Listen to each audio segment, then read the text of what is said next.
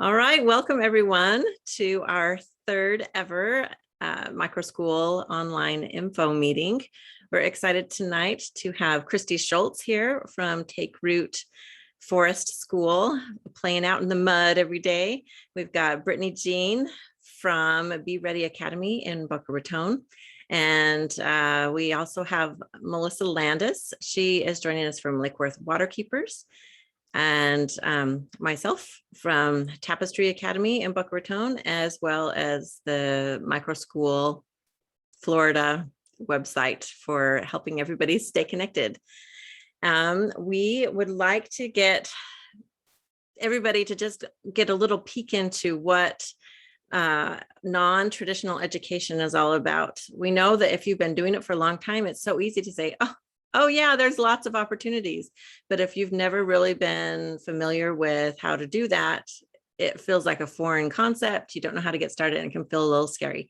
So the idea of having these little online info meetings is so that you can get to know who these little programs are. It's easy to just go to their website, but sometimes it's nice to just get a feeling for who the people are. Is there a favorite book that they like? Or, sometimes things just come up in our conversations that help you connect with them. So that's just kind of the idea, that we can connect with each other and kind of be a networking resource for each other. The other idea was to invite more people to be involved in the conversation. It would be very easy for us to just record this ourselves and just send it out there. But if you come and join us live, you can ask questions as well. And that's what we're doing. So we're going to record this. We'll post it online, and then hopefully we can get a lot of microschools and non-traditional education resources out there for our families in South Florida. All right. Well, tonight, let me see who I put up for the first one. Oh, we've got Brittany. Brittany Jean from BReady Academy in Boca Raton. You are our first one up. You can share with us what you have to offer. All right, sounds good. Thank you so much, Candy. I'm going to share my screen with you guys. Good evening, everyone. Let me go into presentation mode.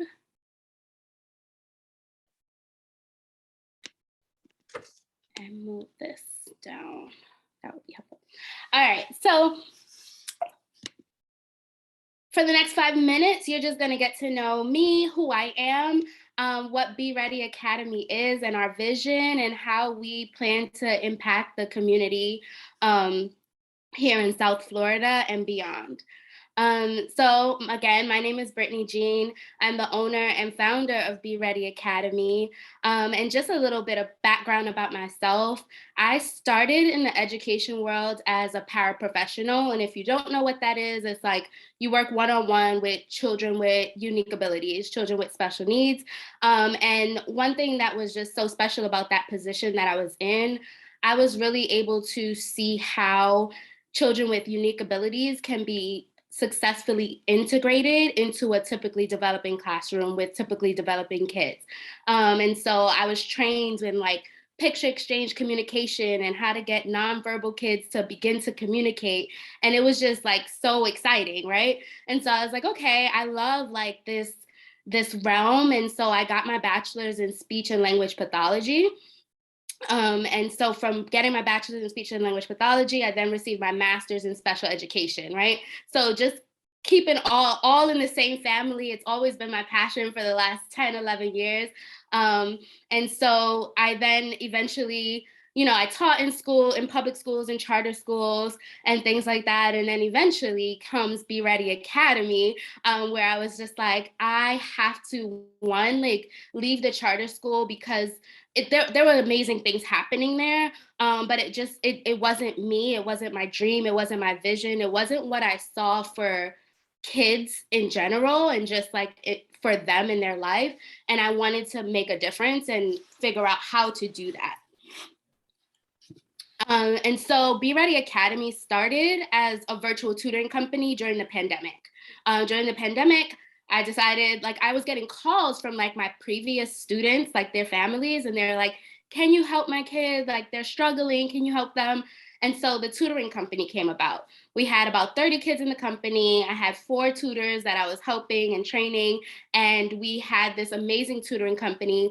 And the best part was that kids were like graduating out of tutoring, right? Like they were mastering the skills that they needed to master. They enjoyed the hands-on learning and interactive like virtual setting, but then they were like, you know, we're strong, we got it, like we're good, we can move on and do other things. And I think like that's the biggest aspect of like what we do, that we want kids to feel so confident in what they do that they're ready to like say like, I understand what I'm doing and I'm ready to move on. So from the virtual tutoring company, I was working for like a homeschool, I was homeschooling 2 little girls at home, and they really needed like socialization, and they needed friends and things like that. So I tried to create these small learning pods, but it wasn't consistent enough for us, because like there wasn't like a one location and things like that. And so that's where the birth of BReady Academy came. I call it the birth because BReady is literally my baby, right? Like I don't have children of my own, but BReady Academy is my baby. Like I love it. I eat, sleep, and breathe. I'm always like wanting to talk about it, wanting to share, the same way like parents want to share, like my kid lost my first tooth. I'm like, BReady got another student. Like we're ready. BReady collaborated with this family. Like I'm always so excited to talk about this school. It is my passion. It is like my driving force right now. And it's my driving force because I want to be able to build a flexible space for teachers, students, and families, right? And I like to prioritize like saying teachers because so often like teachers are passionate in the field, but then there's this teacher burnout that happens in public school or in charter schools, right? And the teachers that were once passionate and loved what they do, like they dread coming to work, right? They don't want to do it anymore, right? They lost their why. And I want BReady Academy to be a place where educators can come and feel like, this is what I want to do. Like, I want to come to work every day. I want to, like, it doesn't feel like a task, right? It feels like I still want to be a part of this great thing that's going to help kids thrive. And so what do we offer as a microschool? Our non-traditional approach has 3 portions, right? We have our microschool that's in East Boca, where we only will ever at a time have 15 to 20 students in the whole school. And the kids come either full-time or part-time. So we have some kids that come 2 days a week. We have some kids that come 3 days a week. We have kids that come 5 days a week. And actually we have kids that come 2 days a week to our school, and then they go 2 days a week, 1 day a week to the forest school with Christy, right? So the kids get this flexible approach to education and feel like this success of like, oh, I can go to my BReady school and learn this, and I can go to my forest school and learn this. And so they get to go to different places and kind of gain different things. And then we have our tutoring portion, which I kind of discussed. We still have that going. And the one thing that makes our tutoring different from companies is like, we're not just working on homework, like we're actually like setting goals for kids that they can reach and that they can master and feel accomplished. And then our learning pods. So we like kind of test piloted a small learning pod just to kind of see how it would go, because we would get all these calls from people like way far in West Palm or way down in Miami that want to come to our school, but it's impossible to get to Boca every day for them, right? So we decided, hey, how can we like expand and allow this to happen? And so we decided to come up with pods that we are sending our teachers to people in these flexible spaces. And so our whole vision is that we are building lifelong learners. Learning happens wherever you are. It's contagious, it's fun.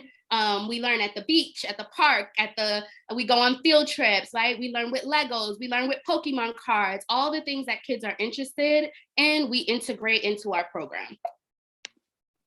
And ultimately, our goal is this. Our goal is for families to just feel successful, feel like their kid is loved and they're learning, but then they're also becoming these powerful kids that understand that mistakes help your brain grow. Like they're excited to come to school. They feel as comfortable in school as they are at home, and that they just don't want to leave our school.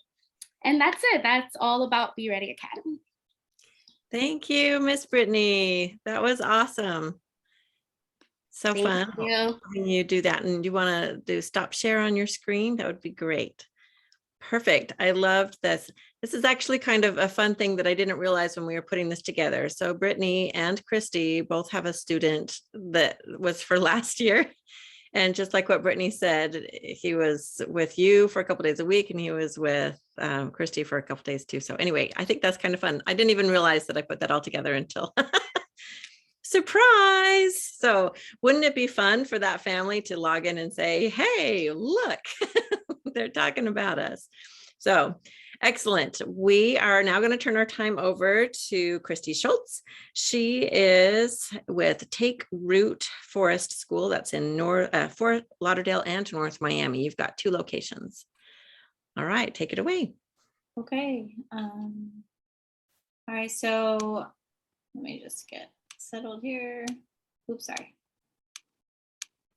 All right, so I am with Take Root Forest School. I'm one of the owners and co-founders. My business partner is Emily Feldman. We met about, I don't know, probably close to 10 years ago at a homeschool convention. I started out in the homeschooling world in South Florida as the nature teacher. And I had a program called Every Child Outside. And I started doing family field trips, visits to local parks all around South Florida, combining language arts, books, math, science into the study of nature. We would do activities and games and just have a lot of fun. I started working at the Bonnet House with a similar program, a drop-off homeschool program, about 10 years ago. Then I met Emily and we became friends. I did field trips for her program, which was called Treehouse Learning, where she provided academic support to homeschoolers using holistic methodologies like Waldorf-inspired curriculum. And it was also outdoors. And then about 3 years ago, almost 4, we said, hey, you know what, why are we doing this by ourselves? Let's bring it all together. We'll become business partners. We did that. And over the last 2 years, we've kind of brought both of the programs together. And we have chosen the Forest School model as that platform, which has worked really well. We've invited children ages 3 to 12 to come experience the forest and learning 2 to 5 days a week. And they come, they get, their traditional academics woven into their experience in the forest. We focus on cultural celebrations based on the seasons. We learn about local ecology. They get to, study science out in the forest. They get to learn how to count and multiply in the forest. They also get time to play and immerse themselves and follow their own experiences a little bit. So we have a combination of a teacher-led and child-led program. The teacher-led part is we utilize a lot of Waldorf philosophies. And then the child-led is that Forest School model where a curriculum emerges from what the kids want to do and their interests. Like what Brittany was saying, bringing the things that the kids are interested in to get them excited about learning. I just put our mission on here because it's really important to me. It's taken us, and it's pretty long. It's taken us a long time, and every year we tweak it a little bit more. Like, what is the big picture? What is it that we want to provide for kids? And really, it comes down to, just giving these kids this experience outside and instigating a love for learning. And we were talking about community resources. One of my main objectives is place-based learning. And the reason I started doing, field trips was to take people out to where they live and give them the opportunity to fall in love with it so that they would experience it and appreciate it, respect it, and then, take that ownership and develop a love for it in other ways by stewardship and, active participation in that community. I grew up down here and I moved to California. And when I came back, I just nobody would go to the Everglades. Nobody goes hiking. I'm like, come on, let's get out there. I take people on swamp walks. We get out there. We really utilize those community resources to the nth degree. And one of the things we're doing with this program is we give the families field trips. So 3 times a year, we take the families on field trips. We do those.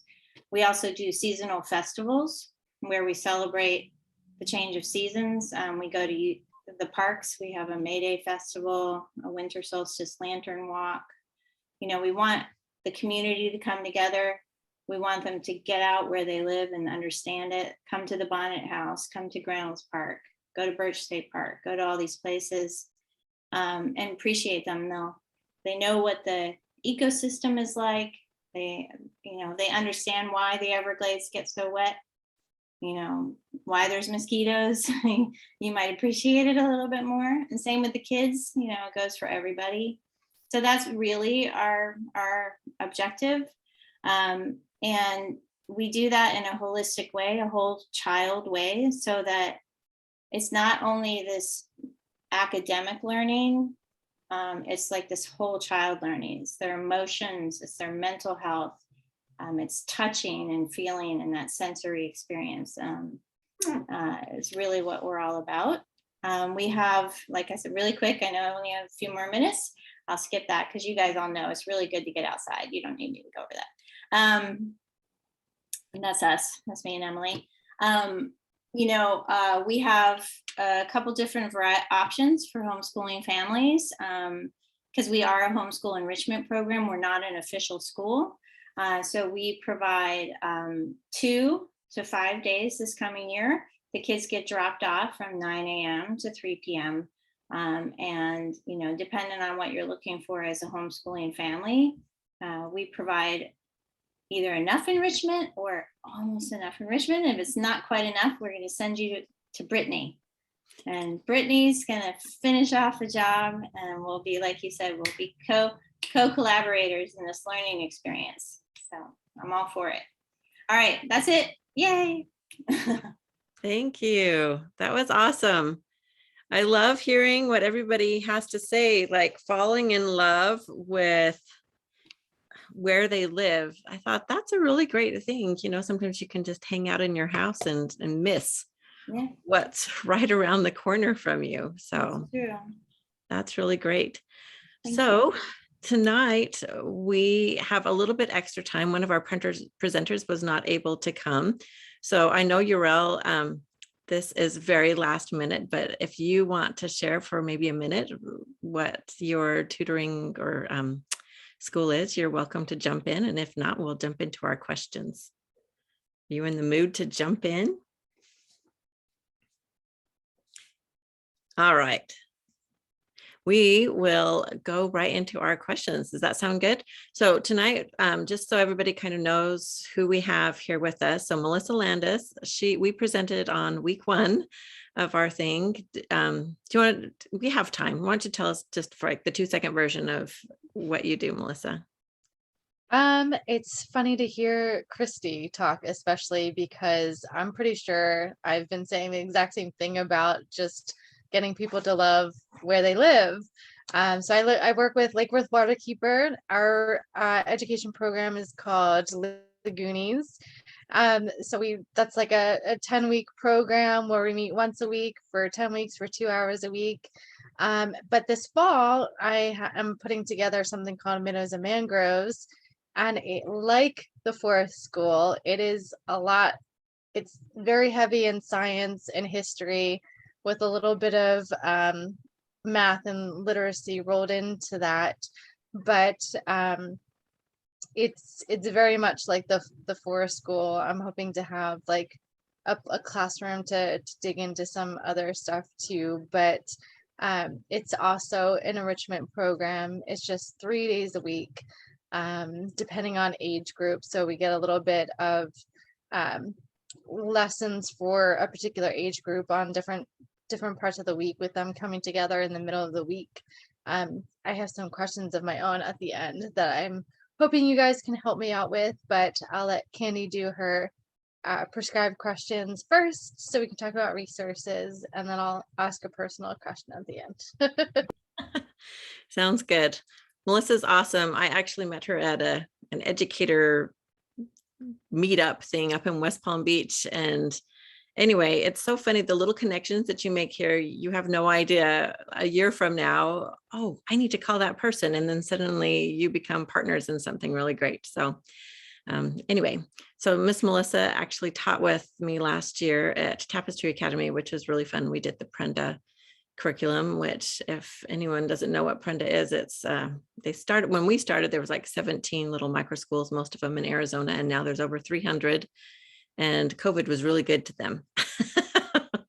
You know, everyone wanted to have these really small schooling opportunities. So Tapestry Academy, just because I've got 1 second, I thought I'd throw it in there. We have 5 to 10 students. We do, you know, student-led learning. We have lots of really great student debates and leadership opportunities. The kids are kind of in charge of all kinds of things. They get to choose where we're going on field trips. So we have lots of meetings of, you know, what do you guys want to do? What do we want to focus on this year? And anyway, it's really fun to have them do that. But that year of COVID, everyone was saying, hey, we were wearing masks all the time. And I'm thinking, no, we were climbing in trees like 24/7, nonstop in the trees outside, having a really great adventure. So that's really fun to be able to do something like that. So anyway, that's me in a little nutshell. So now we have got some time to talk about our resources, which I thought it was really great that Christy, you were able to fit that right into your presentation. So way to go. You get like the gold star on your forehead. All right, so today let's talk about how do you feel non-traditional education influences community resources?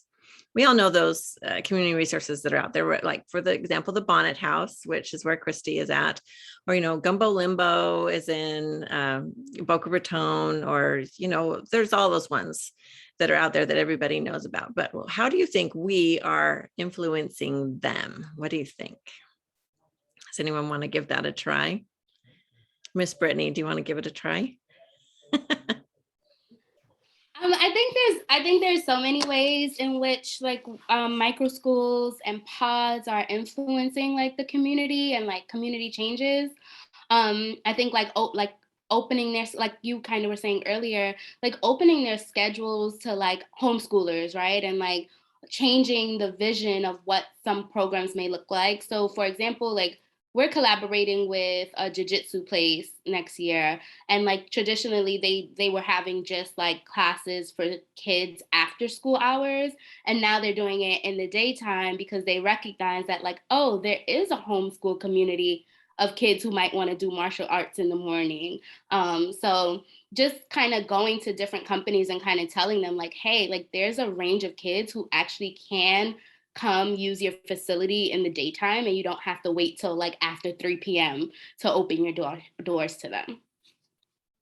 Awesome, that's excellent. I know, Christy, you raised your hand too. What would you like to add?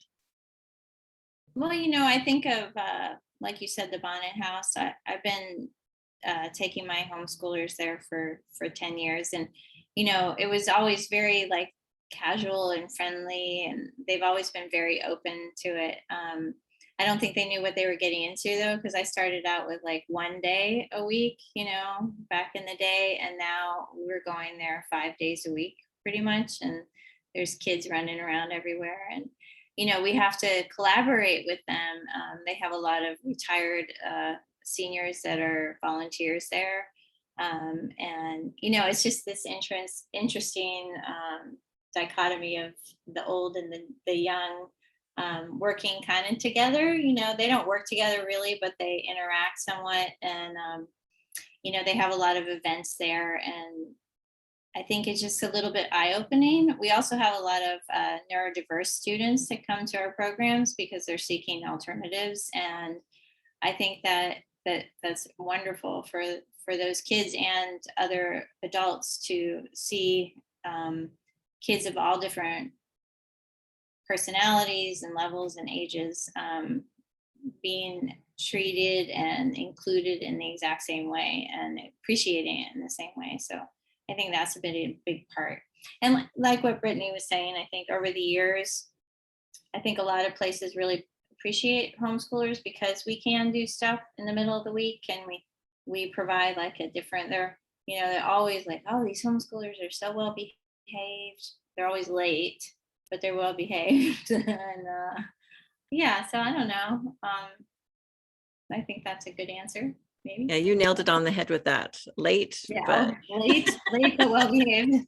Well, not yeah, all of them are well behaved. exactly. That could be like a t-shirt slogan. Yes, that's true. So I know that Tapestry Academy, we actually got started at the Children's Museum in Boca. And it was exactly what you said about the older people. So there was this little grandma who would come in at the Children's Museum and she would teach the kids how to knit.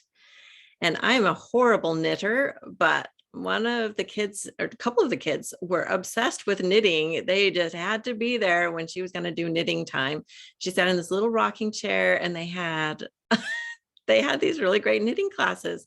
Who would have thought that that would have been a really great resource? That wasn't something that I could pass on, but because we had elderly people there that really wanted to give and contribute, they were able to do that. So that was really great. Also, you know, just helping other locations fundraise or do different things like that. It's really great to be connected with other groups. So anyway, that's exciting. We have got Precilla with us. Hooray! So Precilla, welcome. Hello, welcome. Sorry, I'm Okay. late. We'll be like deer in the headlights. So Precilla is joining us tonight from, what is the name of your group? Casa Ranch Montessori. So anyway, tonight I'll give you a little recap just so that you can be aware of what's going on. We have Christy from Take Root Nature School, and that's in Fort Lauderdale and North Miami. We've got Miss Brittany with BReady Academy in Boca Raton. I forgot my own city for just a moment. Brittany and I are literally 5 minutes from each other, so that's very funny. And then Melissa's here from Lake Worth Waterkeeper, and Yuill, you texted me earlier, but thanks for visiting. But if you would like to share with just maybe 5 minutes about what Casa Ranch is all about. Yeah, so Casa Ranch started during the pandemic. I have two boys, a now 6-year-old and almost 8-year-old. And I've been a Montessori teacher for more than 10 years. And so Casa Ranch came about after I took my kids out of their school and the school that I was working at. And I just, you know, obviously they were too little to do virtual. So I just took, you know, matters into my own hands and started buying a lot of materials. And being that I'm trained Montessori from age 3 to age 12, I kind of knew the exact inventory and knew what to buy. So I just started, you know, building up our little classrooms and, you know, sharing with my mom friends on Instagram. And then during the pandemic, as no one could see each other, you know, a few of us kind of trusted, you know, each other. And one of the moms said, oh, can so-and-so come over? And just so the kids can have some socialization. And so it started off with, you know, 4 kids coming over. And then, you know, I was tutoring at the same time. And then a camp at my house with 12 kids. So that was 2020. And then after the camp ended, these families said, are you doing anything in the fall? And I said, well, let's kind of create like a little community. So, you know, it turned into a co-op. And we just started hiring a bunch of, you know, experts in their field. For example, and I'm sure a lot of you know, Project Flourish, Miss Alicia, Miss Naomi from Eye of a Scientist, just some people that just, you know, popped up during this whole pandemic and went and, you know, opened their own program that catered to homeschoolers. So we just built a really great team of teachers and, you know, parent educators as well. And here we are, and we are still running from my home. Now we are at capacity. A lot of people are interested in our program. So we have grown tremendously, and we're about, you know, 35 kids now, and trying to move the school out of my house. So that's another ordeal. with the market being so crazy. So that's the next step for Casa Ranch, is to find another ranch. I love that. That's so exciting. I can already just, when you just said they're in my home, the feeling was, you could feel it. Yeah. Uh, It's been great. The layout of the house, it doesn't feel overwhelming. The school hasn't taken an entire, it hasn't taken up the entire home of that an entire space. And we're outside. So we literally do our Montessori, cycle for about 2 hours, and the rest of the day we're outside. So that was another really great thing that parents were interested in, was the balance between Montessori and nature, which I was really passionate about as well. Excellent. That sounds great. Mm-hmm.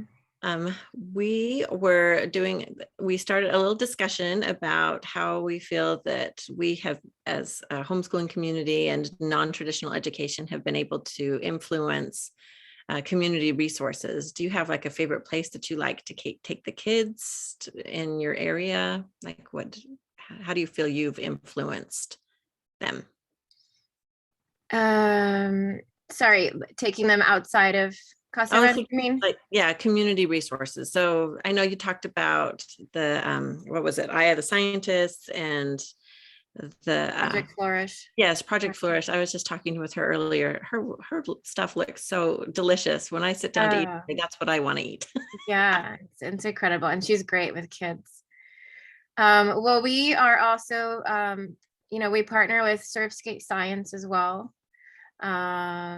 They work all along from down to Miami up to Deerfield area. And so we love meeting them at the beach, and we love meeting them at the skate parks. I've taken the kids as well to Treetops Park, which is a park nearby, and we've done kind of nature walks and done things outside in the park. What else? I just met recently, a few months ago, Pranu from Rohi's Readery. I don't know if you've heard of her. She is an amazing person. She's from Brooklyn. She's Indian, and she opened a bookstore. It's all about revolutionary books. She just sells revolutionary books, and she's an advocate for humanity, and she sells books, minority books, LGBTQ, all that. She's just full of love, and she loves human beings, and she supports human beings of all different backgrounds and race. And so we had a little class with her. She came over all the way from West Palm, and it was a month where we were learning all about Asia, and she read a beautiful book about bindis, and a child that was studying in India, and how the grandmothers opened. It used to be it's called grandmother school, and so the grandmothers, the girls couldn't go to school, and the grandmothers felt it was really important to educate girls. And so she read a lovely story to the kids, and from there they built their own grandmother house from recyclables, and they all shared why their school was special, and why their school was inviting, and it was a great lesson. So just connecting with people just in the area in Broward County or Miami-Dade County who are doing amazing things.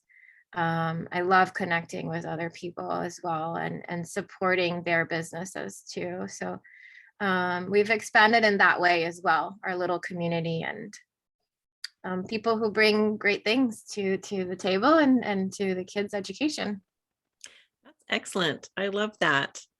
I love hearing how you can network and do all of that stuff. It's all about relationships anyway, isn't it? I think that's even what we're doing here tonight. We're building relationships with each other. And then you never know what I put even on the website for my Microschool South Florida, I said magical things happen when you start networking with people. Suddenly you're not all alone thinking, wow, this is really hard. How am I supposed to do this? Or what happens when I get sick? Right. oh, how are we going to do this? But but you just start networking with people, and then all of a sudden you can text somebody and say, I don't know what to do here, and then it's all okay. You can get your brain wrapped around what the next step is. All right, well, let's think about what one of our questions might be. Let's see, what are some of your favorite community resources? So we've got nature centers, trails, field trips, etc. It doesn't necessarily have to be by you. Can you think of what some of your favorite resources are? Go ahead, Christy. Well, I mean, they're all going to be nature places because that's my thing. But I've spent, I guess, almost 15 years now traveling around to all the different natural areas and nature centers and parks in South Florida, from Miami up to even further. So one of my favorite, I was talking about earlier, is that place-based learning, and just getting people, I think, I used to say, like, I don't understand why people won't just go do this on their own, and they're willing to pay me to take them. It almost felt weird, but they would tell me over and over, no, Christy, we would never do this without you. We need you to take us. So people are a little anxious and nervous, or they don't know where to look to find these kinds of things. And I think people like us who are seekers and educators, we're not just educating kids, we want to share information. That's what we like doing.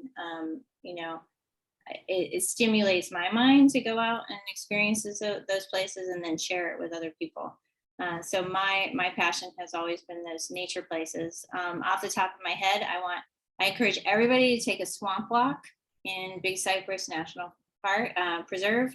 That has been one of the experiences that over and over again people say to me, oh my God, that was crazy. I would never have done that. That was like climbing a mountain. That was an amazing experience. Thank you, thank you, thank you. Because they're so full of trepidation when they first step into it. And then by the time they're done, they're like running through the water, putting mud all over their faces, So that would be my ultimate favorite. Is that the same as sluice lugging? I've heard that before. Yeah, I mean, it depends on where you go. My favorite place is to Big Cypress Preserve, because it's different than the slough. There's less like mud. It's just like kind of a flooded forest. It's really, I mean, that's exactly what it is. So it's very clean, and it's called Too Big. That's what it's called? Too Big? Is that what it's called? Too Big Cypress? No, Big Cypress National Preserve. Okay, big. So it's adjacent to Everglades National Park. It's just on the west side of Everglades National Park. So it's a little higher elevation. And so you don't get the sawgrass, you have cypress trees, and the water fills that area as a wetland, and it's really beautiful. Oh, that's kind of cool. Yeah. All right. Well, Miss Brittany, what's your favorite like field trip or place that you're like, we got to do this all the time? What is it? So I'm new to Florida, right? So I'm the crazy girl who like moved here during the pandemic and opened a school, right? Like that's what I did. So I like this year we've been on so many field trips, and my top 3 field trips were the Frost Science Museum.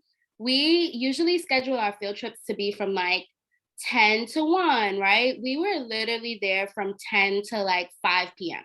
We spent the whole day there. It was the best one of the best field trips we went on. And then we also did, for like our last field trip, we went on the Bluefoot pirate ship adventures. It was awesome, right? Like I wasn't expecting it to be as good as it was. I was just like, okay, it's gonna be like a cute pirate ship. Like it's just something fun for the kids to do. But I mean, the people on the ship, like they really made it a full-blown experience for them, taught them about pirates. They had to find a treasure. They had to go into battle, into war with like a pirate that stole their treasure. It really like just a blast on the water. So like it's like a 2-hour kind of excursion kind of thing, and it was really just exciting for them. But I'm always looking for more places because I don't know all the places. So you guys definitely like share and send all the places that you think is like just wonderful to take the kids at, because we go on field trips at least 3 times a month. Oh, awesome. Well, I want to share one, and now we're talking about field trips. We're in my arena here. So one of my favorite field trips we ever did was just doing the tri-rail. That is, you would think it would not be all so amazing, but it was. However, I must warn you, the very first time we did it was maybe 10 years ago. Everyone was so excited. We wanted to go to the upper deck of the tri-rail so we could see everything, but it was impossible to get, 10, 12 kids down to the downstairs and make it out. So we missed our exit, and we had to call my husband to just like come and shuttle everybody. It's like that joke of how many people can you fit inside a Volkswagen Bug? That's what we were doing to get us all to our destination. So anyway, we've done the tri-rail before, but just this year we did the tri-rail. We went down to the Las Olas area. We rode a bus. That part was a little sketchy. So I think next time we might do the Bright line. So then it goes right to the museum down there in Fort Lauderdale, the Science Museum. But then they have free water trolleys, I believe, so up and down Las Olas. So we all piled on this little tiny boat, and the guy rode us up and down the thing and just talked about everything. But we had such a great time, and the whole thing cost like $5. It was like an all-day adventure doing public transportation. But anyway, I just thought these are those life skills that you need to get. What happens if you find yourself in a situation and you've never done it before? So we just did it all together. And okay, yes, we did miss the train to get out the first time, but life went on. We caught the next one anyway. So yeah, those trains don't wait for anyone. Go ahead. Next time you do the water taxi in the New River, you should go to the Stranahan house. Have you been there? We walked past it. It was so cool. They make butter with you. It's super cool. It's really is that fun. the one that was the old schoolhouse down there? Is that Well, that one? it was a trading post. It was a family's house, and it's like the little house that could amongst like all the, The little house that could. I love that. Yeah. Oh, that's so fun. So Precilla, do you have like a favorite one that you can think of, like a field trip? Yeah, we actually booked for our older students. Have you heard of Pigeon Key? No. Pigeon Key is a marine science. It's on one of the keys, and it's called Pigeon Key. It's a marine science field trip, and it's a 2-day. You can select 2 or 3 or 4. 2 nights. 2 nights and 3-day stay. And we're obviously going to get chaperones, parents are going to come along. I've been there when I was a teacher at another Montessori school with my upper elementary students.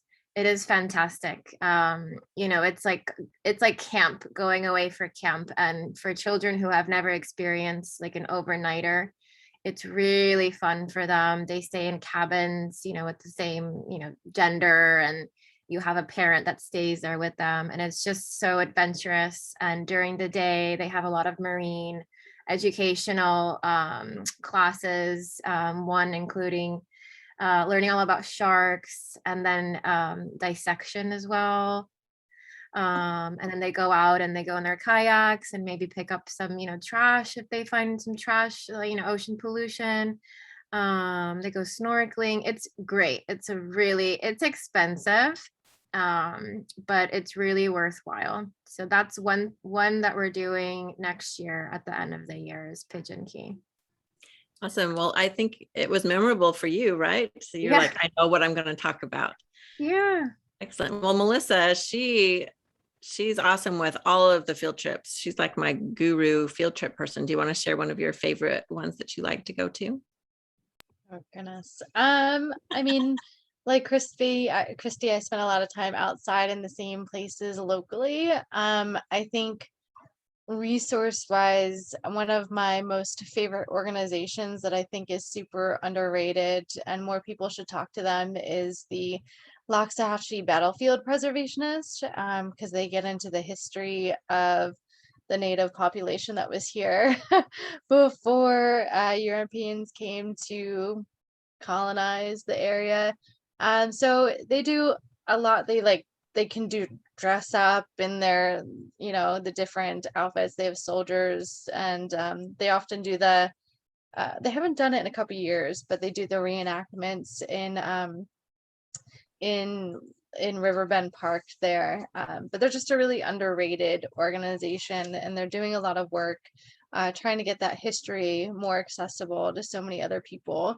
And then for next year, for our program, we are going to do a week at what's it called?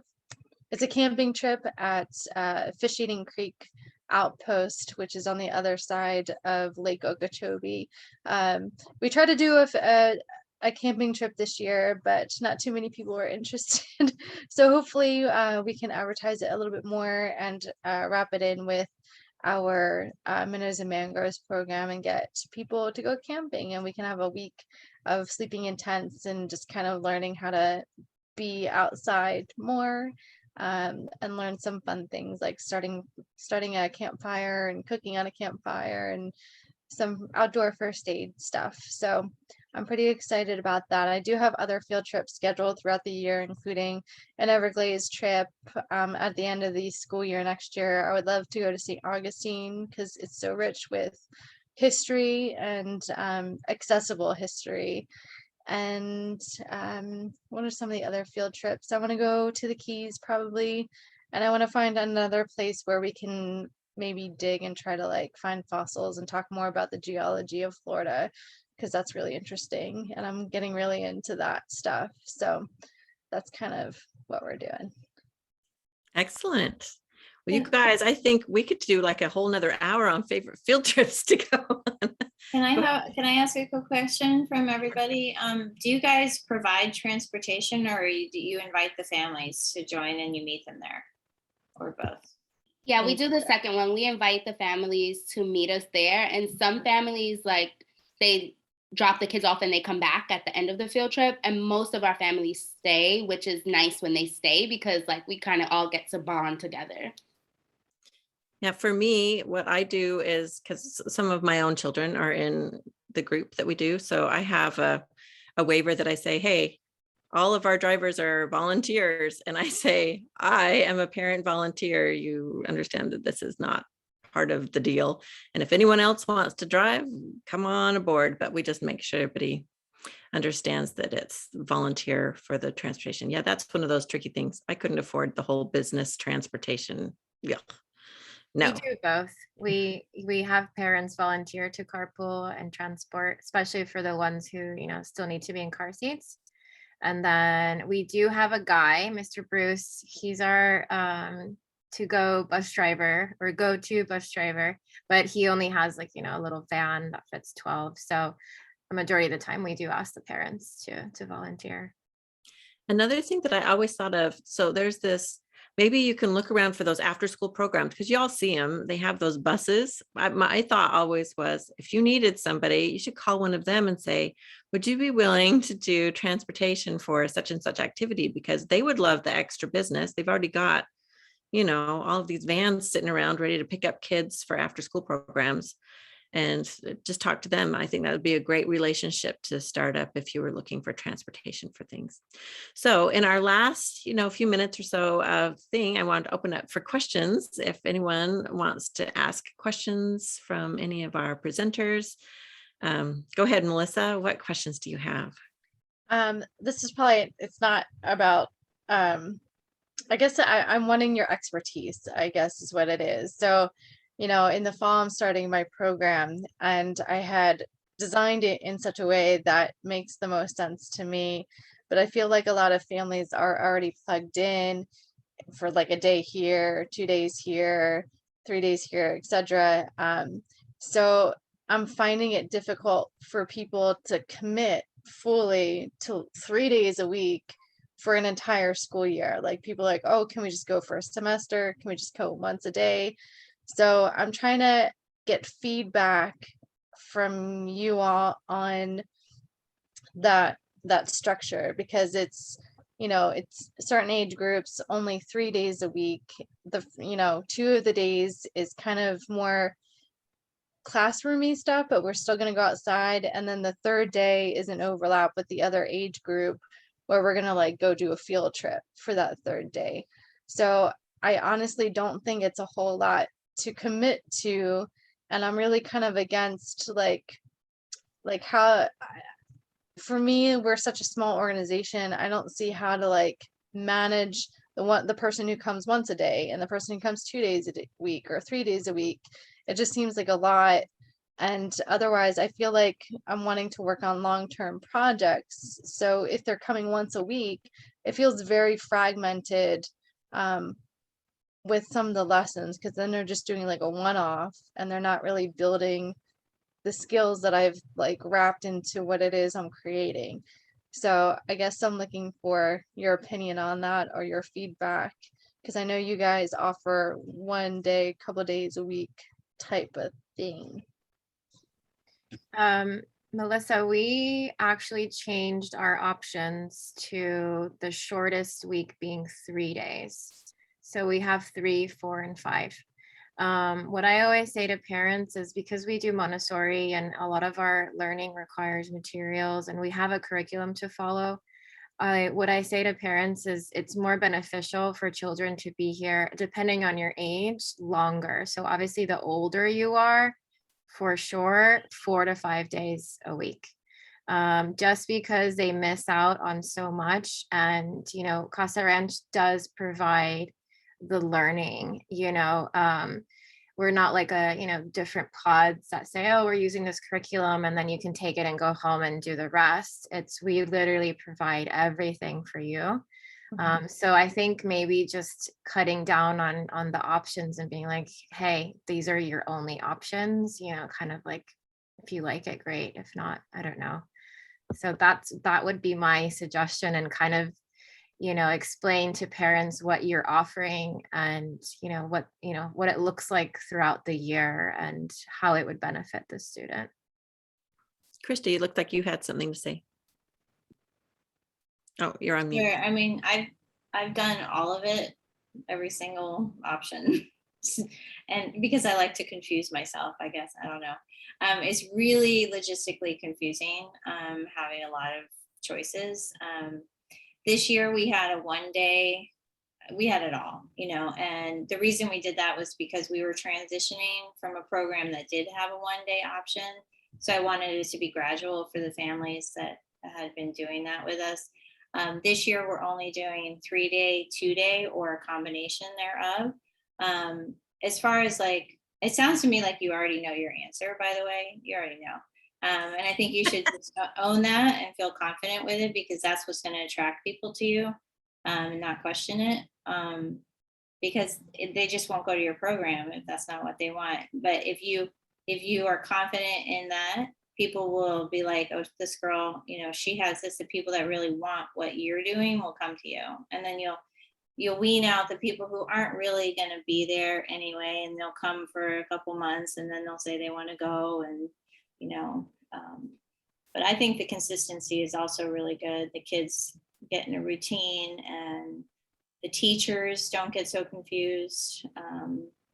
The parents don't get so confused. And logistically, and administrative side, it's so much simpler to do it that way. Agreed. And absolutely ask for a year commitment. Don't question yourself about that. There's nothing wrong with it at all. I was thinking when I very first started my Microschool, I was applying for a grant somewhere. I can't even remember what it was, but it made me think about exactly who I was. What's my mission statement? What am I trying to focus on? What am I trying to accomplish? All of those things. And then afterwards, they really talked about the importance of doing these pilot programs. So if what you're envisioning isn't working yet, do a pilot program of it for whatever that small period time is. And then after you've done the pilot program, did it work or did it not? If it did, great, continue. If it didn't, start a different pilot program. And maybe you just need to do a pilot program to figure out what works and what doesn't. But anyway, that was something that I remembered. Well, can you believe it? We are done with our hour of talking. I know it goes so fast. I have really enjoyed meeting with all of you tonight, getting to build those relationships and get to know each other a little bit more. It's so much better than just a website, right? Although we all know how much time we spend on our websites. There are babies too, trying to spread the message of who we are, but talking in person, that's a really great thing. I want to just do a quick shout out for the Microschool Showcase and Curriculum Expo this Saturday. It's from 10 to 1 in Boca Raton. It's our first one ever. Melissa and I had this great idea, and within 2 hours, it was all fleshed out. And I went, oh, I guess we're actually doing this. So that's coming up this Saturday. Hopefully, I feel like it's going to be good. We're going to do it again next year. So get your thoughts together on how you'd like to be together in that. We're going to have one more online info meeting next Wednesday, and then we will continue them once every 4 weeks or so, once a month, to just kind of get the word out about who we are down here in South Florida and let parents get a little peek inside what non-traditional education is like. That way they can feel more confident in stepping forward and doing the unexpected. So thanks again, everyone. I appreciate all of you for joining in. You guys are amazing. Thank you. Thank you so much. This was very nice. Thank you. Thank you for Candace. doing this, Candy. This was great. Thanks. Thanks for joining. Thanks, Yuill. Bye-bye.